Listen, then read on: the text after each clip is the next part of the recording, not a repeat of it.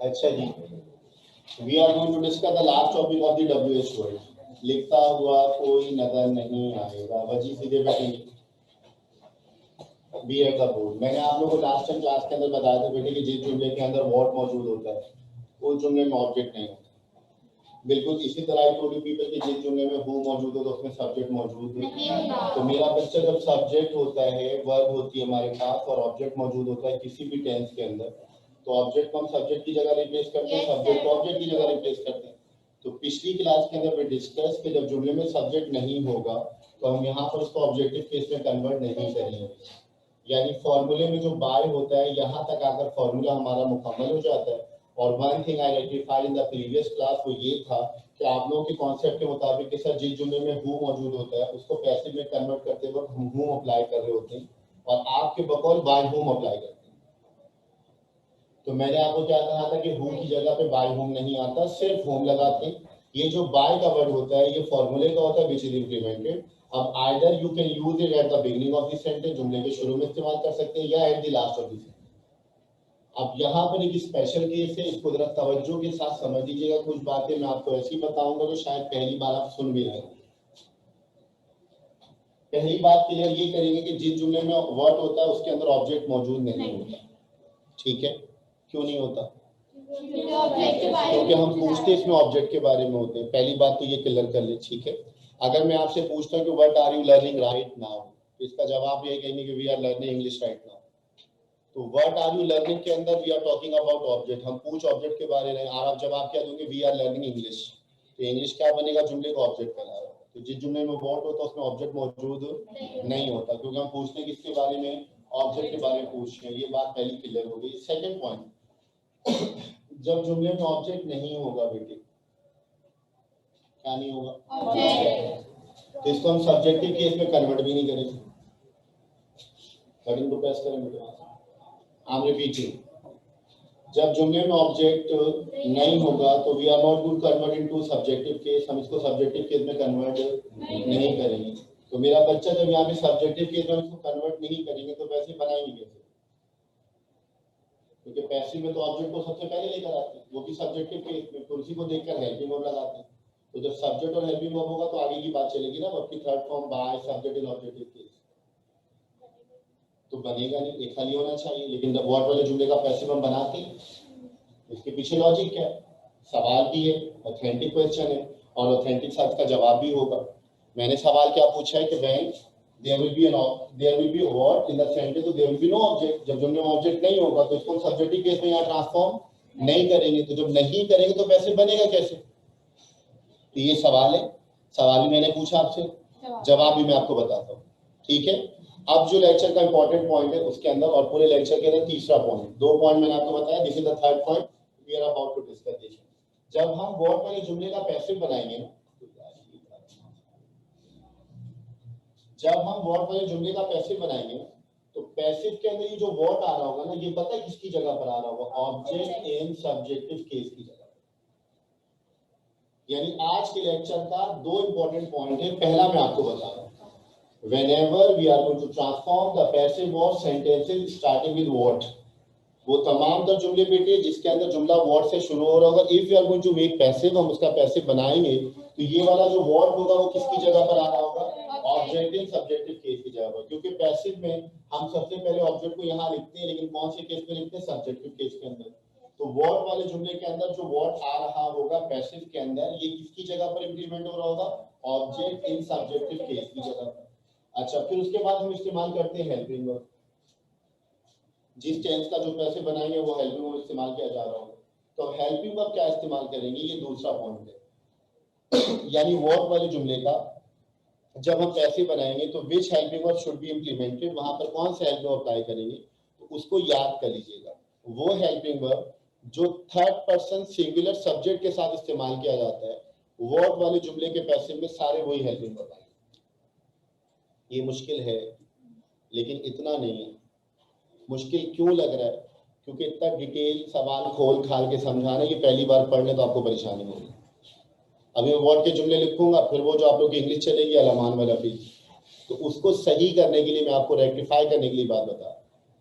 मैंने पहला पॉइंट क्या बताया कि व्हाट वाले जुमले का जब हम पैसिव बनाएंगे तो व्हाट किसकी जगह पर आएगा, ऑब्जेक्ट इन सब्जेक्टिव केस की जगह पर आएगा। बोले सब, व्हाट जो होता है ये ऑब्जेक्ट इन सब्जेक्टिव केस की जगह पर आएगा, पहला पॉइंट। और सेकंड के सर इसके अंदर हम हेल्पिंग वर्ब कैसे इस्तेमाल करेंगे, क्योंकि भाई पैसिव में अगर ऑब्जेक्ट की जगह पर जो सब्जेक्ट आ रहा है सिंगुलर होता है तो सिंगुलर हेल्पिंग वर्ब, प्लूरल होता है तो प्लूरल हेल्पिंग वर्ब लगाते हैं। ऐसे ही था ना, हर टेंथ में पढ़ा हुआ है।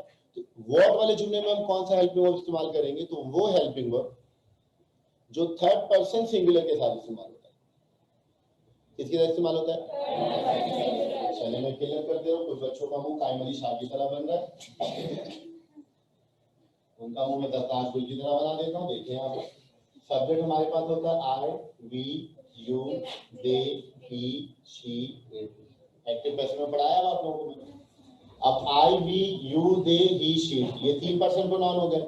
और एक सब्जेक्ट हमारे पास होता है क्या, नाम, या तो सिंगुलर होता है या प्लूरल होता है।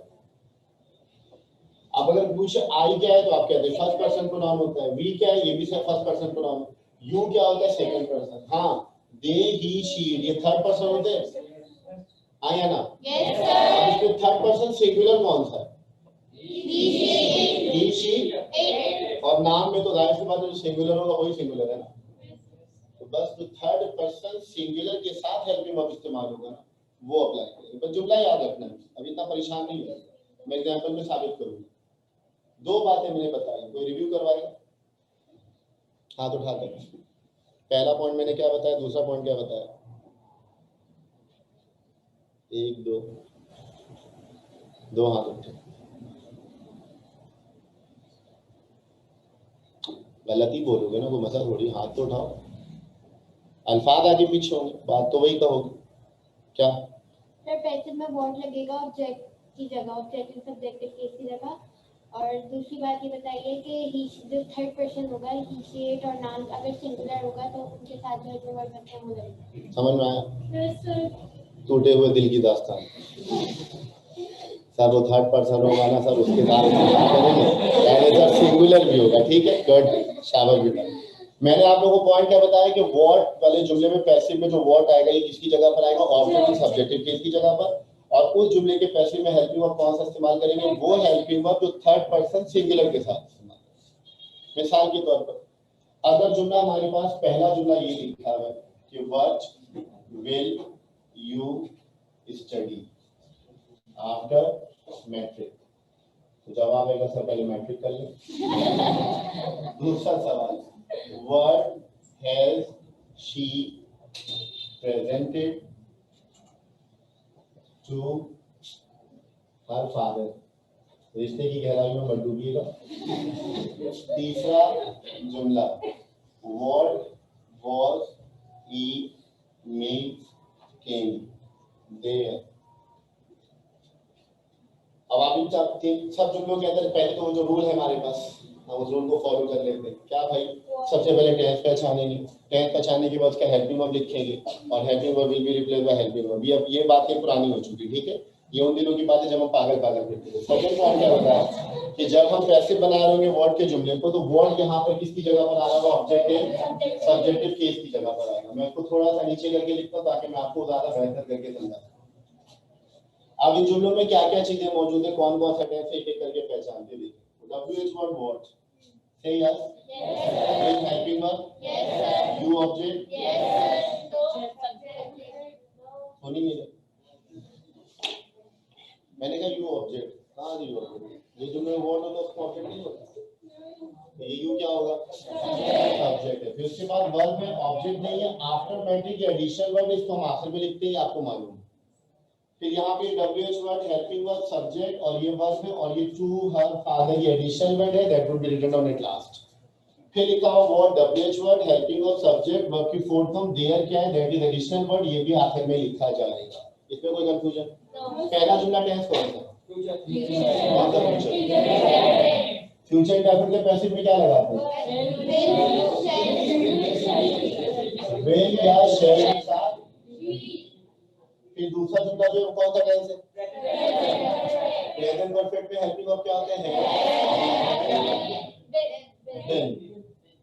और तीसरा जुमला बेटा ऐसे ऐसे आवाजें निकाल के ऐसे आवाज नहीं निकालते, हवा लग गई ना मुंह ऐसे ही रह जाएगा। छुट्टी के बाद पहले घर जाने के लिए सिग्नल पे नजर आएंगे, है बाजी जोड़ी सलामत है। अभी से प्रैक्टिस शुरू कर दी है, जॉबलेस नहीं रहोगे, ठीक है। अच्छा, what was he making there?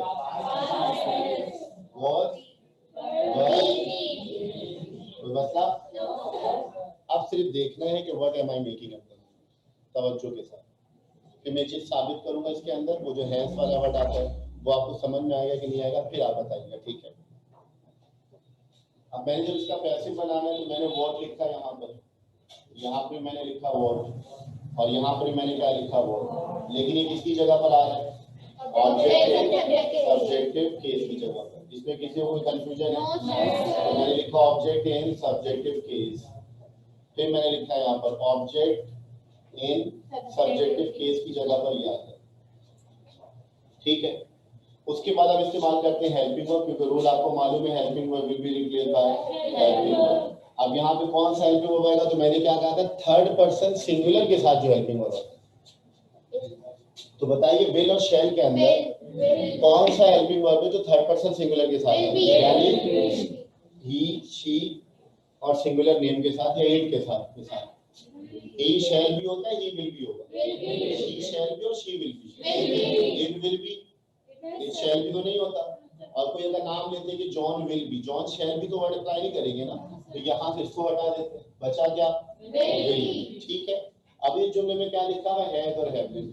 इसमें से कौन सा helping verb third person singular के साथ आएगा? तो यहाँ से हैव को हटा दिया हमने, बचा क्या? Have been. यहाँ पर वर्ब को हटा दिया, क्योंकि वर्ब होता है वो प्लूरल के साथ अप्लाई किया जाता है, ठीक है। तो यहाँ पर हम लगा दिया वर्ब। अब आ गया पैसिव बनाने का टाइम, तो हमने यहाँ पर क्या लिखा? व्हाट, फिर लिखेंगे विल बी, फिर वर्ब की थर्ड फॉर्म स्टडीड, फिर लिखेंगे बाय, फिर लिखेंगे यू, और आखिर में क्या लिखेंगे? आफ्टर। कोई मसला? बन गया इसका पैसिव। दूसरा जो मैं लिखा व्हाट हमने ऑब्जेक्टिव लिखा, ये ऑब्जेक्टिव सब्जेक्टिव केस की जगह पर आया। अब वहां से हमने कॉपी किया हैज बीन, क्यों किया ये आपको मालूम है, तो लिखा what has been presented by to her father. तो मसला बन गया इसका पैसिव। तीसरा जुमला what was he making there? What was being made by him. ये क्या लिखेंगे? ये बन गया इसका पैसिव। अब इससे जरा सा फोकस करें ना, तो हर टेंस का पूरा फॉर्मूला बनेगा पैसिव का। कैसे बनेगा भाई? मैंने अभी बताया ना कि ऑब्जेक्टिव सब्जेक्टिव किस जगह पे क्या आ गया, उसके बाद ये क्या लिखा है, इसको क्या बोलते हैं? हेल्पिंग वर्ब बोलते हैं। मैंने लिख दिया यहाँ पर हेल्पिंग। ठीक है, वर्ब की कौन सी फॉर्म है? फिर क्या है? फिर आखिर में सब्जेक्ट है, ऑब्जेक्टिव के साथ है, और आखिर में क्या है? Additional words.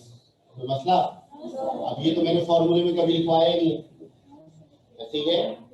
आप देखिए ये वाला फॉर्मूला यहाँ भी इम्प्लीमेंट हो रहा है, ये वाला फॉर्मूला यहाँ भी इम्प्लीमेंट हो रहा है। सिर्फ ऑब्जेक्टिव सब्जेक्टिव के की जगह पर हमने क्या इस्तेमाल किया? व्हाट।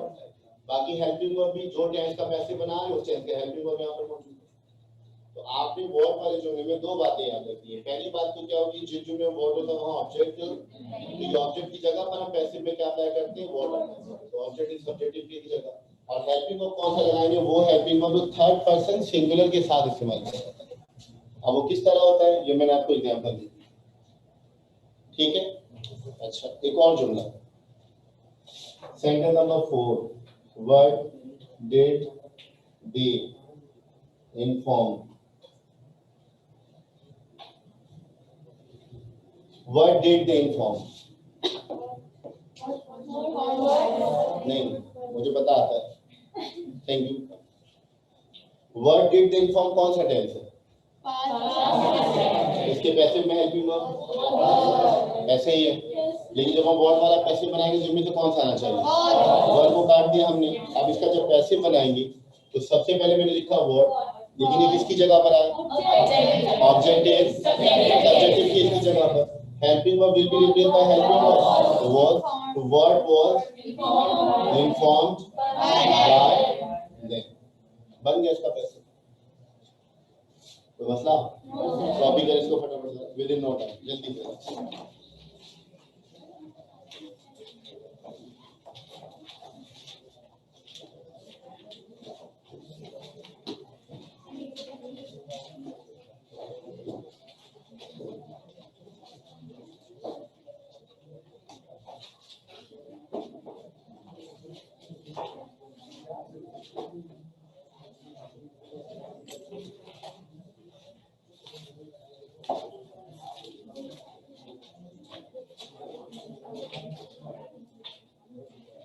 लिख लिया?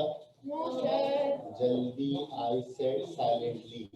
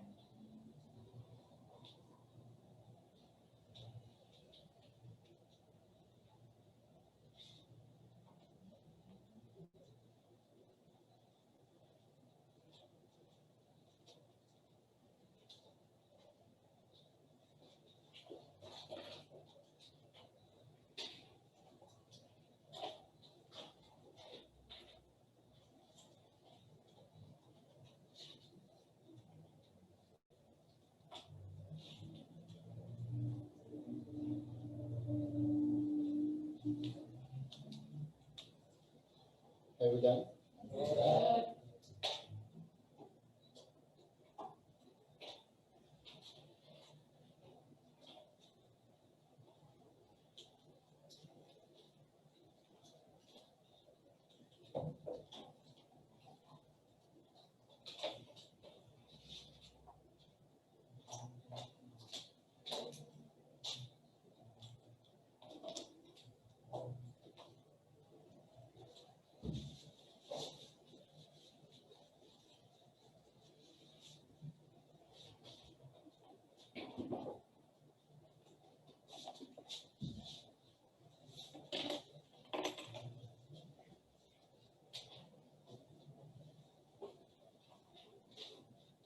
ये इंटरोगेटिव सेंटेंसेस वाला लेक्चर जो है दैट हैज बीन डन।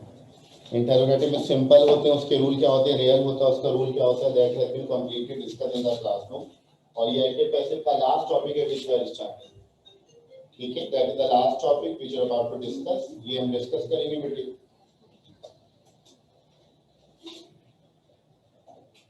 और इसका कैप्शन बनेगा पैसिव फॉर इम्पेरेटिव सेंटेंस। ठीक है, कि इम्पेरेटिव सेंटेंस का जब पैसे बनाएंगे तो what would be the method. तो पहले तो ये समझ लें कि ये इम्पेरेटिव सेंटेंस होता क्या है और कितने किस्म के होते हैं and how to make passive. तो ये सबसे आखिर में डिस्कस कर रहे होंगे। तो देखिए ये जो वर्ड लिखा है हमारे पास इम्पेरेटिव सेंटेंस, तो इम्पेरेटिव सेंटेंस किससे क्या होते हैं बताया हुआ आप लोगों को, लेकिन इसका पैसे नहीं बढ़ाया हुआ, कैसे हो सकता है?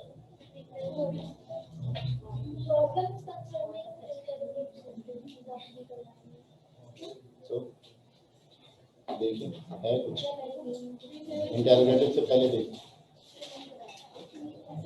चलो ऐसा कुछ भी नहीं कराया था भाई, जैसा कुछ कराया था वैसा लिखा है ना।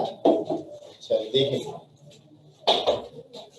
ये जब मैंने आप लोगों को टाइप ऑफ सेंटेंसेस पढ़ाए थे तो उसमें मैं थोड़ा सा आपको रिफ्लेक्शन दिया था कि what is basically imperative sentence. तो याद रखिएगा कि इंपेरेटिव सेंटेंस किसे कह रहे होते हैं कि दो sentences in which we express a command and orders.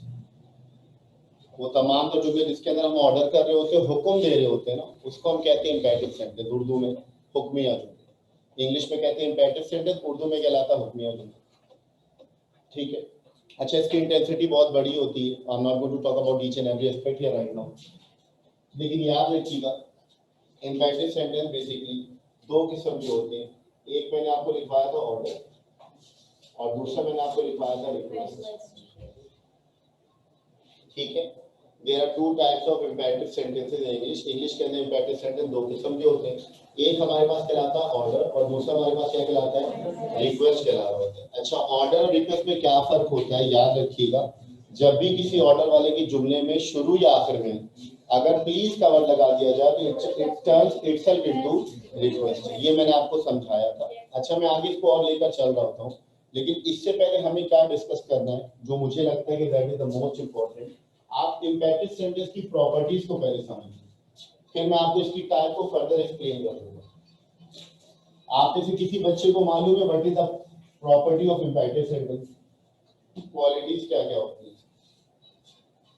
ये भी दो किस्म के होते हैं ऑर्डर रिक्वेस्ट। ये भी उसी दिन पता चला था जब मैंने पढ़ाया, वरना उससे पहले तो यही पता था कि भाई जिसमें ऑर्डर हो वो हमारे पास इंपेरेटिव कहला रहा होता है, ऐसे ही कहला रहा होता है ना। लेकिन आई टोल्ड यू पीपल कि there are two types of imperative, एक हमारे पास कहलाता है ऑर्डर और दूसरा हमारे पास क्या कहलाता है, रिक्वेस्ट। ऑर्डर रिक्वेस्ट में क्या फर्क होता है भाई, किसी भी ऑर्डर वाले जुमले के शुरू या आखिर में प्लीज का वर्ड लगा दिया तो रिक्वेस्ट बन जाता है, लेकिन जरूरी नहीं होता, ये सिर्फ समझाने के लिए। वरना कभी कभी तो इंटरोगेटिव सेंटेंस में भी प्लीज का वर्ड आता है। अक्सर कहते हैं ना will you help me please. अब will you help me starting with helping verb, simple interrogative है, प्लीज आ रहा है, इसमें क्वेश्चन प्लस रिक्वेस्ट है। और उसमें अगर मैं कहता हूँ हेल्प मी प्लीज तो इसमें इंपेरेटिव प्लस रिक्वेस्ट मौजूद है। अब उसकी इंटेंसिटी आपको आगे चलकर समझ में आ जाएगी, लेकिन हमें जो सबसे मोस्ट इंपॉर्टेंट पॉइंट डिस्कस करना है वो ये है कि what are the properties of imperative sentence. Properties का मतलब इंग्लिश में होता है क्वालिटीज, यानी इंपेरेटिव सेंटेंस की क्वालिटीज क्या क्या होती है। तो याद रखिएगा इसकी दो क्वालिटीज होती है बेटे, इसको दिल गुर्दे फेफड़े में ये बात डालिए। और अगर ये मैंने पूछा किसी ने इधर उधर आए बाएं छाएं जवाब दिया मुझे, तो मुझे अच्छी तरीके से जान तो गया और पहचान करा दूंगा। ठीक है, तो याद रखिएगा there are two types of imperative sentence, वो मैंने लिखा है, इसको मैं डिटेल फर्दर भी पढ़ा दूंगा। इंपेरेटिव की दो प्रॉपर्टीज होती है। पहली प्रॉपर्टी क्या होती है बेटे, there will be no subject in the sentence. Imperative sentence में सब्जेक्ट होता ही नहीं, there will be no subject in the sentence. फिर ब्रैकेट में यहां मैं लिख दे रहा हूं एक्सेप्ट यू, सिर्फ एक सब्जेक्ट होता है, वो कौन सा वाला होता है, यू होता है। लाइबा हाथ रोकिए बेटा प्लीज, थैंक यू।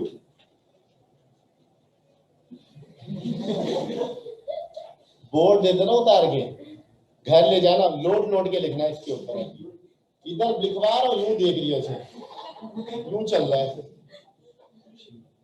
मैंने क्या बताया, प्रॉपर्टी नंबर 1 के अंदर बेटे there will be no subject in the sentence. क्या हुआ बबलू?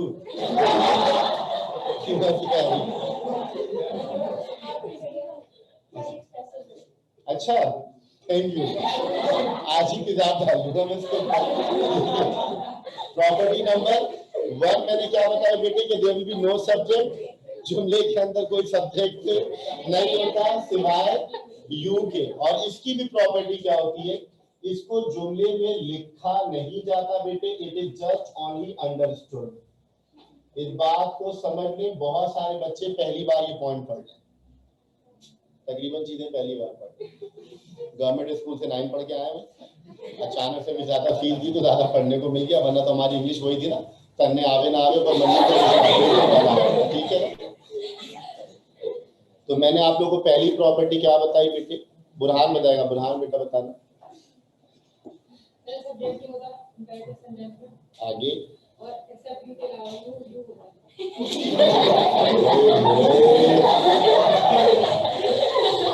यू होता है ना, हमारा तो शी को यू बोलता था। बैठिए, थैंक यू। मैंने पहली प्रॉपर्टी क्या बताया बेटे कि इंपैरेटिव सेंटेंस के अंदर कोई सब्जेक्ट नहीं होता सिवाय यू के। ये जो वाई ओ यू लिखा हुआ, ये जो आई वी यू ही से यहाँ लिखा था ना, उसमें ये वो वाला यू लिखा हुआ, ठीक है। और इसके अंदर भी क्या खासियत होगी, it is not written, it is just only understood. इसीलिए कभी भी ना, कभी भी कोई टीचर पूछे या कोई भी पूछे कि ये इंग्लिश में अंडरस्टूड सब्जेक्ट क्या होता है, तो आप कहिएगा ये यू होता है, और ये सिर्फ इम्पेरेटिव के अलावा पूरी इंग्लिश में कहीं पे भी इस्तेमाल नहीं होता। जिस टेंस की बात करो, जिस मॉडल वर्ब की बात करो, तो जहां पर सब्जेक्ट आता है बाकायदा लिखते हैं, ही शी जो सब्जेक्ट होगा। लेकिन आप इंपेरेटिव के एक जुमले नहीं 1000 जुमले भी लिखोगे ना, उसमें कहीं सब्जेक्ट आएगा ही नहीं, और सब्जेक्ट वहां पर होता है, लिखा हुआ नहीं होता। और वो सब्जेक्ट कौन सा होता है, यू को इंग्लिश में क्या नाम देते हैं, अंडरस्टूड सब्जेक्ट का क्या नाम देते हैं। और मेरा बेटा डू रिमेम्बर दिस पॉइंट, इस बात को याद रखिएगा कि यू सब्जेक्ट जो होता है, जिसको हम अंडरस्टूड सब्जेक्ट कहते हैं, ये पूरी इंग्लिश के अंदर, पूरी इंग्लिश में कहीं पर भी आप इंप्लीमेंट कर लें, इंपेरेटिव के अलावा कहीं और इस्तेमाल ही नहीं होता। अब इसकी मिसाल कैसे, हम गोना गिव यू दे, ठीक है, लेकिन वो किस तरीके से, इसकी दूसरी प्रॉपर्टीज में लिख देता हूं।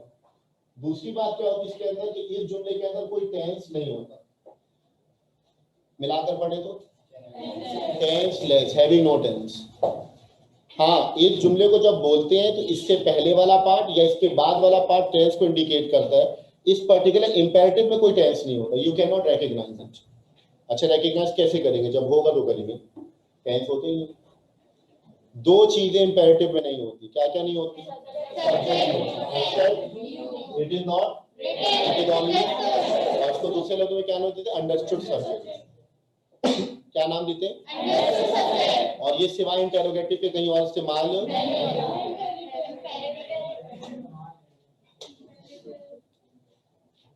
ये जो फौरन से मुंडियां हिल जाती हैं, मोड़ दूंगा किसी दिन। मैंने कहा कि सिवाय इंटेरोगेटिव के कहीं और अप्लाई नहीं होता, बोलने हाँ। मैंने कहा था इंपेरेटिव के अलावा कहीं और अप्लाई नहीं कर रहे। अब इसकी मिसाल कैसे देखें, अब मैं अगर आपसे मुखातिब हूं, मैंने कहा bring me a glass of water, मैंने बच्ची देखा bring me a glass of water, ऐसा तो नहीं पूरी क्लास को कहूंगा, इतना पागल तो हूँ नहीं। ये बेचारी गई 1 गिलास पानी सर पी लें, फिर ये गई सर पी लें, वो आई सर मुंह पे डाल लें, अजीब, वो पेट है लालू खेत तो है। अब मैंने अगर इनसे कहा ना कि bring me a glass of water, तो अंडरस्टूड मैं कह रहा हूँ you bring me a glass of water. इसके अलावा I, you, I, we, he, they, she, it, none of the subject can be implemented, नहीं आ सकता कोई और। मैं अगर यहाँ पे लिख रहा हूँ, किसी को कॉपी करना होता, बच्चे कहते हैं ना sir take a side, board को थोड़ी बोलेंगे भाई तू थोड़ा सा इधर हो जा, लिख लूं इधर आ जा, नहीं। अंडरस्टूड है, टीचर को कहा करे sir you take a side please, understood है यू। अगर मैं कहता हूं रिस्पेक्ट योर एल्डर्स, आप सबसे कहा you respect your elders. Never spoil your future, आपसे कह रहा हूं you never spoil your future. Always speak the truth, हमेशा सच बोले, किससे कह रहा हूं, आपसे, you always speak the truth. आप इंपेरेटिव जितने जुमले, हालांकि नेगेटिव इंपेरेटिव भी होता है, do not tell a lie, आपसे कह रहा हूं you do not tell a lie. Do not make a noise, आपसे कहा you do not make a noise. कोई और सब्जेक्ट आ ही नहीं सकता, इसीलिए कहते हैं इंपेरेटिव में ही सब्जेक्ट होता कौन सा, इसको लिखा जस्ट, ये याद रखिए, ठीक है। अच्छा, स्पीक द ट्रूथ कौन सा टेंस है, टेंस है ही, इसको प्रेजेंट पास्ट फ्यूचर में बोल नहीं सकते। Do your work, copy it, always speak the truth, never tell a lie, कोई सा टेंस ही नहीं, क्योंकि इसमें टेंस मौजूद, ये दो प्रॉपर्टी दो, कोई मसला, ठीक है, पढ़ा